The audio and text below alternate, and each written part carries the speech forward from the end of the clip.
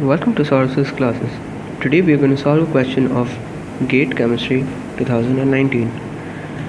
So the question given to us says that about the missile formation. Now what is a missile? A missile is an aggregate of a molecule in the colloidal state. So we could represent a missile in this manner. So now what happens when there is a missile formation? The option given to us is that there is a decrease in the overall entropy due to ordering, or increase in overall entropy mostly due to increase in solvent entropy. Then there is an increase in overall entropy due to the increase in solute entropy, and increase in overall entropy and a decrease in enthalpy.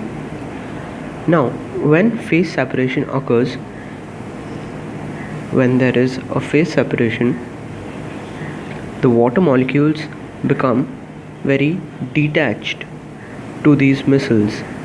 Now, this contribution leads to an increase in the entropy. It leads to an increase in the entropy of the solvent molecules and leads to a decrease in entropy of the solid molecules by aggregation.